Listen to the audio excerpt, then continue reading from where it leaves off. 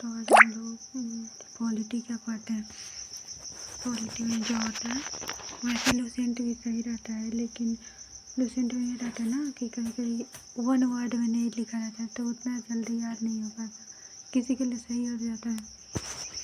तो पहला नंबर क्या है, इस इंडिया कंपनी के शासन हेतु पारित ब्रिटिश संसदीय अधिनियम ठीक है 1773 से 1858, regulating act 1773, Pitt's India act 1784, charter act 1793, फिर चार्ट एक्ट 1813, फिर चार्ट एक्ट 1833, चार्ट एक्ट 1853।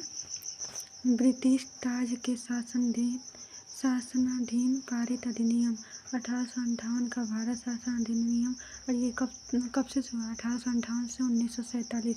1858 में भारत शासन अधिनियम, 1861 में भारत परिषद अधिनियम, 1892 का भारत परिषद अधिनियम, 1909 का भारत परिषद अधिनियम, 1919, 1935, 1947। देखिए जो 1773 से 1853 तक जो चला था ना, उसे क्या कहते हैं, उसे क्या कहते हैं, 1773 से 1853। ये किस में आएगा, चार्ट एक्ट में आएगा।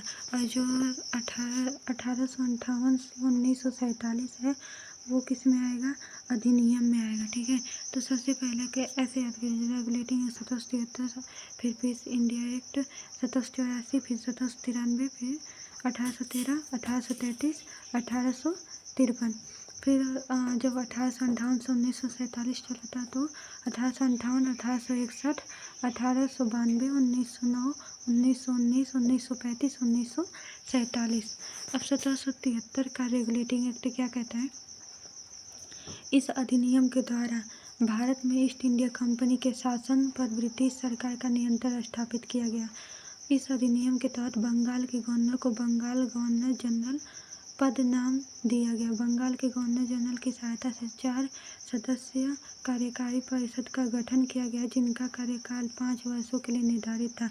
इस व्यवस्था के तहत वारेन हेस्टिंग बंगाल के प्रथम गवर्नर जनरल बना और फ्रांसीसी क्वेलिरिंग मानसन और बारवेल काउंसिल के सदस्य नियुक्त हुए। फिर क्या है, इस व्यवस्था के तहत मद्रास एवं मुंबई के गवर्नर को बंगाल के गवर्नर जनरल के अधीन कर दिया गया।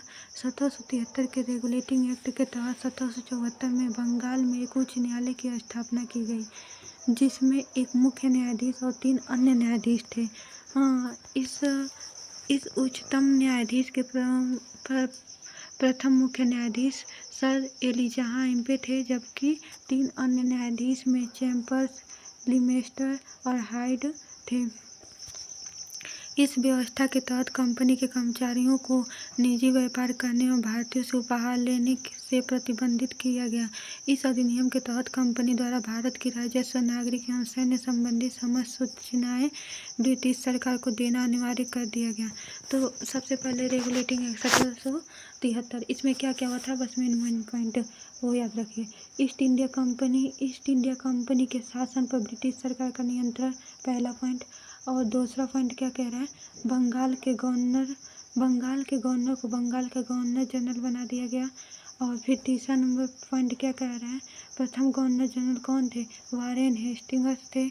और फिर उसके बाद चौथा नंबर क्या कह रहा है, मद्रास और मुंबई के गवर्नर को भी बंगाल का गवर्नर जनरल के अधीन कर दिया गया। फिर पांचवा नंबर क्या कह रहा है, एक उच्च न्यायालय की स्थापना की गई, और फिर जिसमें 3 मुख्य न्यायाधीश थे। और फिर छठा नंबर क्या कह रहा है, कर्मचारियों को निजी व्यापार करने और भारतीयों से उपहार लेने से प्रतिबंधित किया गया। और सातवां नंबर क्या कह रहा है, भारत की राजस्व, नागरिक एवं सैन्य संबंधित समस्त सूचनाएं ब्रिटिश सरकार को देना अनिवार्य कर दिया गया। पहला नंबर क्या क्या आ गया था, ईस्ट इंडिया कंपनी ब्रिटिश सरकार के क्या हो गई, नियंत्रण में स्थापित हो गई। दूसरा क्या है, बंगाल के गवर्नर को बंगाल का गवर्नर जनरल बना दिया गया।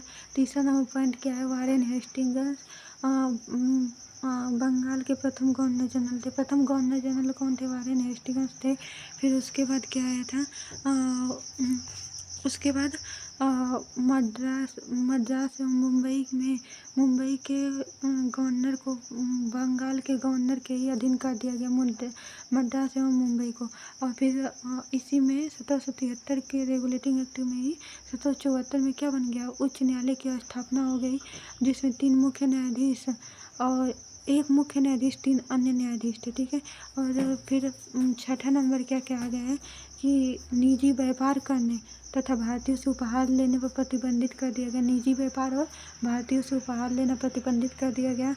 और फिर 7वां नंबर कह रहा है, भारत के राजस्व, नागरिक एवं सैन्य संबंधी सूचनाएं ब्रिटिश सरकार को देना अनिवार्य कर दिया गया, ठीक है। फिर आता है एक्ट ऑफ सेटलमेंट 1781। तो इस 1781 में क्या होता है? रेगुलेटिंग एक्ट की कमियों को दूर करने के लिए क्या आया? इस अधिनियम के तहत कलकत्ता की सरकार को बंगाल, उड़ीसा, बिहार के लिए भी विधि बनाने का अधिकार मिल गया। 1781 को हम क्या कहते हैं? Act of settlement. इसमें क्या होता है? रेगुलेटिंग एक्ट जो 1773 में लागू हुआ था, उसमें कुछ कमियां आई थी, तो उसको दूर करने के लिए कलकत्ता के गवर्नर को बंगाल, बिहार, उड़ीसा इनके लिए भी विधि बनाने का अधिकार प्रदान कर दिया। अब 1784 पीस इंडिया एक्ट, इसके तहत क्या हुआ था? कार्य एवं प्रशासन पर ब्रिटिश सरकार का पूर्ण नियंत्रण हो गया था। कार्य एवं प्रशासन पर ब्रिटिश सरकार का पूर्ण नियंत्रण हो गया था। और फिर दूसरा नंबर पर क्या है? निजी व्यापार, कंपनी के व्यापारिक एवं राजनीतिक कार्यों को एक दूसरे से अलग कर दिया गया। और तीसरा नंबर क्या है? ब्रिटिश आधिपत्य का क्षेत्र कहा जाए। पहली बार भारत में कंपनी द्वारा शासित क्षेत्र को पहली बार ब्रिटिश आधिपत्य का क्षेत्र कहा गया। फिर 3 हो गया ना। और फिर चौथा नंबर पर क्या कहा गया? इसे द्वैध शासन भी कहा गया, ठीक है। ये CHSL में भी पूछा है, MTS में भी पूछा है। और कंपनी का वाणिज्य समझना, बोर्ड ऑफ डायरेक्टर के लिए मतलब जो व्यापारिक का काम है वो कौन संभालेगा? Board of director. और परंतु राजनीतिक कार्य बोर्ड ऑफ कंट्रोलर क्या करेगा? राजनीतिक कार्यों को संभालेगा, ठीक है। इसके तहत किया गया, किसके तहत? 1784 में क्या हुआ है? कार्य एवं प्रशासनों को पर ब्रिटिश सरकार का पूर्ण नियंत्रण हो गया, कार्य एवं प्रशासन पर। और दूसरा नंबर पर क्या हुआ ना? व्यापारिक एवं राजनीतिक कार्यों को एक दूसरे से अलग कर दिया गया। इसे द्वैध शासन भी कहा जाता है। और फिर भारत में इसे क्या बोलेंगे? इस एक्ट के तहत भारत में द्वैध शासन की शुरुआत हुई थी, ठीक है। द्वैध शासन की क्या हुई थी? शुरुआत हुई थी। और फिर उसके बाद भारत में कंपनी द्वारा शासित क्षेत्रों को पहली बार ब्रिटिश आधिपत्य का क्षेत्र कहा गया। फिर बोर्ड ऑफ कंट्रोलर क्या करता है? राजनीति का कार्य। और बोर्ड ऑफ डायरेक्टर क्या काम करता है? व्यापारिक का काम है। फिर उसके बाद 1786 आता है। इस अधिनियम के द्वारा गवर्नर जनरल को विशेष परिस्थितियों में अपनी परिषद के निर्णय को निरस्त करने का अधिकार प्रदान कर दिया गया। क्या किया गया है? विशेष परिस्थितियों में अपनी परिषद के निर्णय निरस्त करने का अधिकार प्रदान कर दिया गया। फिर गवर्नर जनरल को प्रधान सेनापति की शक्ति भी प्रदान की गई, ठीक है। फिर आते हैं पहले 1786 था ना। इसमें क्या हुआ है कि जो गवर्नर जनरल थे उनको विशेष परिस्थितियों में अधिकार परिषद के निर्णय को निरस्त करने का अधिकार मिल गया। अपनी परिषद के निर्णय को निरस्त करने का अधिकार प्रदान किया गया। और दूसरा है, इनको सेनापति की शक्ति भी प्रदान की गई। अब आता है 1793 में क्या हुआ था? 1793 ईस्ट इंडिया कंपनी 1793 के नाम से भी जाना जाता है, ठीक है। और इस अधिनियम के तहत कंपनी के अधिकार को इसमें 20 वर्षों के लिए क्या किया गया था? बढ़ा दिया गया था। फिर 20 वर्षों के लिए कंपनी के तहत 20 वर्षों के लिए बढ़ा दिया गया। और 1793 से 20 वर्ष बाद क्या आएगा? 1813। तो फिर इसमें क्या हुआ था? इसके द्वारा कंपनी के भारतीय व्यापार के एक अधिकार को समाप्त कर दिया गया। व्यापार को क्या कर दिया गया, समाप्त कर दिया गया। और फिर चीन से व्यापार, कंपनी को चीन से व्यापार एवं कंपनी का भारत में चाय का व्यापार का एक अधिकार जारी रहा। फिर इस अधिनियम के तहत भारत में शिक्षा के विकास एवं विस्तार के लिए 1 लाख रुपये प्रति वर्ष खर्च करने की व्यवस्था की गई। सबसे पहला क्या हुआ, व्यापार का एक अधिकार को समाप्त कर दिया गया। दूसरा नंबर पर क्या था, चीन से व्यापार, कंपनी को बस चीन से व्यापार और कंपनी को भारत में चाय का व्यापार का एक अधिकार रह गया। और तीसरा नंबर पर क्या है, इस पहले ना ईसाई धर्म को क्या था, इसमें आने की अनुमति नहीं थी, ठीक है। तो उन्होंने ब्रिटिश सरकार से अनुमति ली और उन्होंने अपने धर्म के प्रचार के लिए क्या किया, अपने धर्म के प्रचार के लिए धर्म प्रचार कर रहे थे, तो उन्हें उनकी भाषा समझानी पड़ती थी, उन्हीं की भाषा में समझानी पड़ती थी, तो उनको वो भाषा नहीं आती थी। तो इसीलिए क्या हुआ कि अपनी भाषा उनको समझाने के लिए शिक्षा से मतलब अंग्रेजी भाषा सिखाई गई थी, उसी शिक्षा का विकास विस्तार के लिए तो उन्होंने 1 लाख रुपये प्रति वर्ष खर्च किए थे। फिर 1833 का चार्ट एक्ट, इस एक्ट के तहत बंगाल के गवर्नर जनरल को संपूर्ण भारत का गवर्नर जनरल बना दिया गया, ठीक है। और फिर दूसरा, इसके द्वारा कंपनी के समस्त व्यापारिक कार्य समाप्त कर दिए गए तथा भविष्य में उसे राजनीतिक कार्य ही करने थे। पहला नंबर क्या है, संपूर्ण भारत, 1833 में क्या हुआ, संपूर्ण भारत का गवर्नर जनरल बना दिया गया। बंगाल के जो गवर्नर जनरल थे वो संपूर्ण भारत के गवर्नर जनरल हो गया।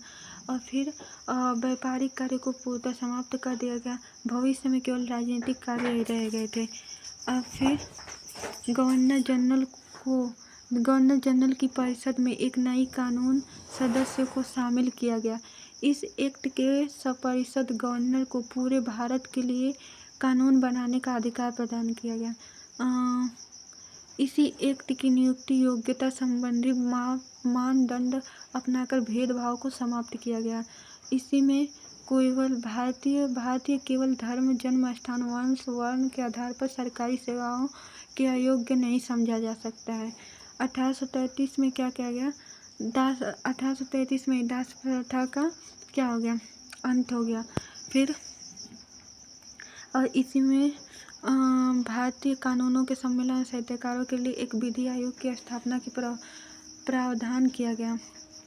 सबसे पहला क्या है, 1833 में क्या क्या हुआ है, पहले तो बंगाल के गवर्नर को पूरे भारत का गवर्नर जनरल बना दिया गया। दूसरा नंबर, व्यापारिक कार्य को समाप्त कर केवल राजनीतिक कार्य ही रह गया था, केवल राजनीतिक कार्य ही रह गया। और तीसरा नंबर क्या था, तीसरा नंबर गवर्नर जनरल की परिषद के एक कानूनी सदस्य को शामिल किया गया, उतना इम्पोर्टेंट नहीं है। फिर यहाँ पर दास प्रथा का भी अंत कर दिया गया। इसमें भारतीयों को केवल धर्म, जन्म स्थान के आधार पर सरकारी सेवाओं में अयोग्य नहीं समझा जा सकता, ये हो गया। फिर मापदंड भेदभावों को भी समाप्त कर दिया और एक विधि आयोग की स्थापना के हेतु प्रावधान किया गया। 1853 में क्या हुआ था, इसके द्वारा कार्यपालिका तथा विधायी शक्तियों को पृथक करने की व्यवस्था की गई। देख, इसमें क्या हुआ था, 1853 में क्या हुआ था, कार्यपालिका तथा विधायी शक्तियों को पृथक करने की व्यवस्था की गई थी। विधि निर्माण हेतु इस व्यवस्था के तहत भारतवर्ष के लिए एक पृथक विधान परिषद की स्थापना की गई। विधि निर्माण हेतु इस व्यवस्था के तहत भारतवर्ष के लिए एक पृथक विधान परिषद की स्थापना की गई। 1853 के चार्ट एक्ट के तहत सिविल सेवकों की भर्ती एवं चयन हेतु खुली प्रतियोगिता का शुभारंभ किया गया। पहला नंबर क्या है कि कार्यपालिका एवं विधायी शक्तियों को पृथक करने की व्यवस्था की गई। और दूसरा नंबर क्या है, विधि निर्माण हेतु भारतवर्ष के लिए एक पृथक विधान परिषद की स्थापना की गई। और तीसरा नंबर क्या है, सिविल सेवकों भर्ती एवं चयन हेतु प्रतियोगिता की शुभारंभ किया गया। बस आज इतना ही, अब कल देखते हैं 1858। अब 1853 तक क्या था, ये चार्ट एक्ट था। अब जो पढ़ेंगे 1858 से 1947 का, वो क्या रहेगा, वो रहेगा अधिनियम, ठीक है।